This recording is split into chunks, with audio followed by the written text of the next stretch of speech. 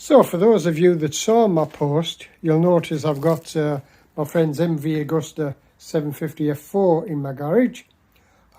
He's had it in his bar living room for quite a few years, and he's going to recommission it and get it back on the road for next season. So just a bit of an issue with his starter relay. It's clicking but not turning the motor over, so I'm just having a quick look over it for him. It might be a bigger job than I can do, but just some basic checks.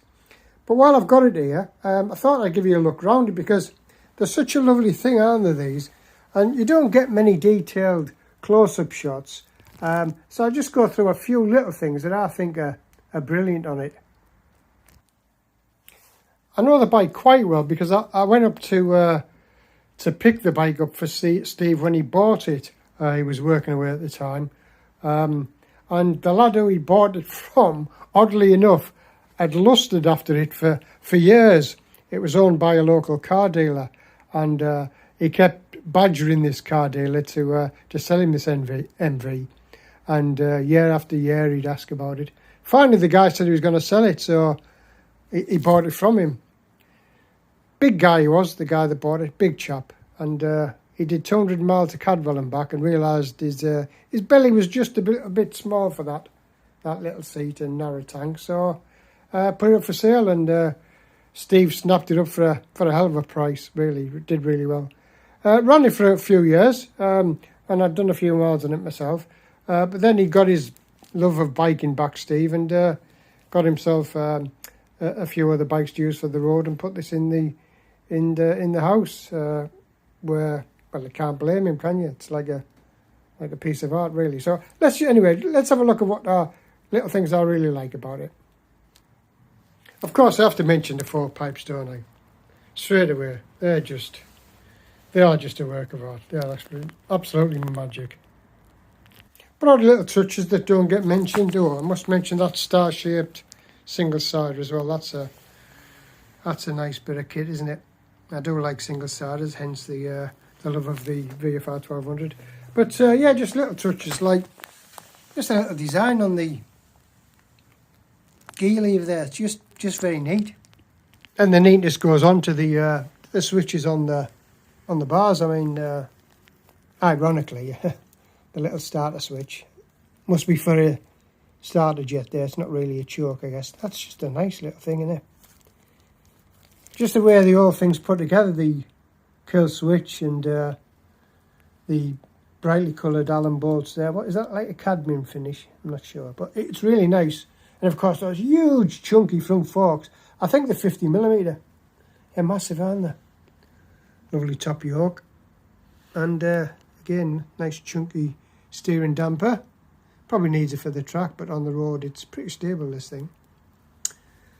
Dashboard, probably quite modern in the time, 1999, but obviously not as modern as the things are now. I'll have a mention about that in a second. And again, the gear lever matches the brake lever. I think I called that the gear lever, didn't I, before? I'll correct that. Just very neat.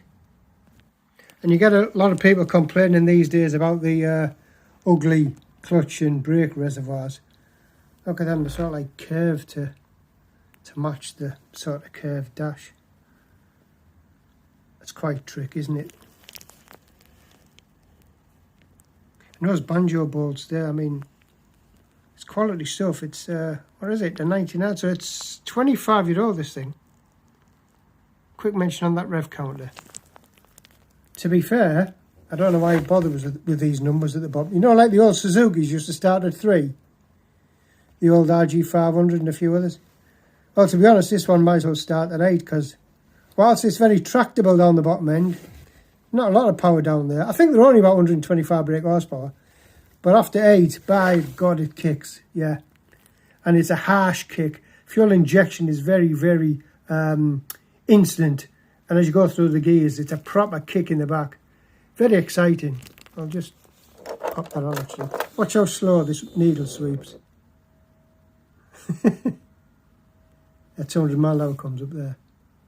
What's it done? 8,500 miles. Doesn't done many miles. But here's a good one that's quite unusual. I don't know whether it's a fault or they're meant to do it. Check out these indicators. Are they on? Yeah.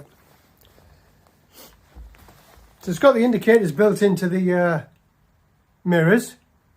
The mirrors might as well have some use because they're no good for looking out of. But what I quite like is get the reflection of the indicator in the mirror there, so you definitely know they're on.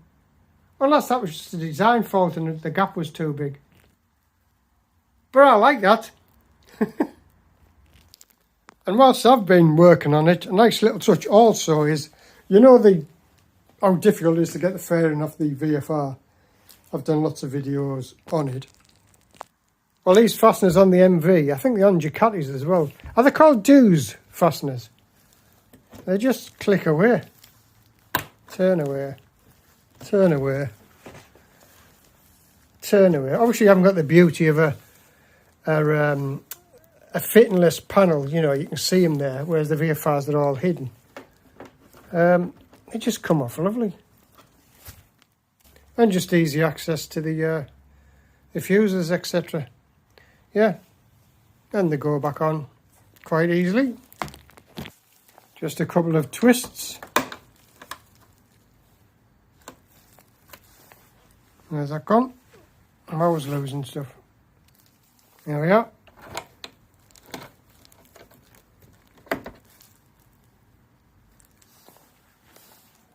Put that one in.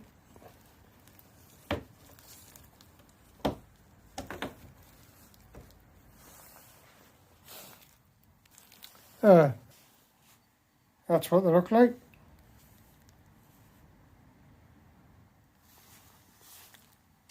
And yeah, they're all back on. Pretty simple. Nice touch. Racing heritage, I guess, isn't it? However, the big scary thing with it is flip up side stand. Oh God, you've just got to be so thoughtful and remember that. So you pick the bike up off the stand.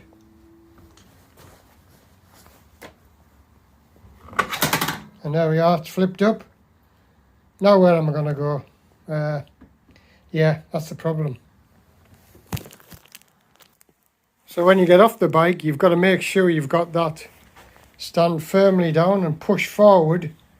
And then don't let go of that stand with your foot until you've actually got the bike leaned over.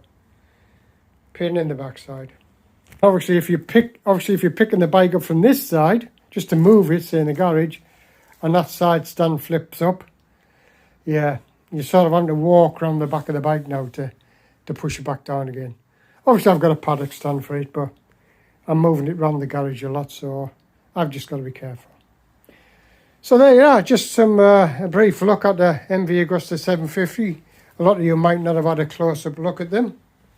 It's, yeah, a really lovely thing. Pity I couldn't get it outside in the sunshine, but yeah, it's awful outside, isn't it? Proper winter weather now. So anyway, I'll catch up with you next time.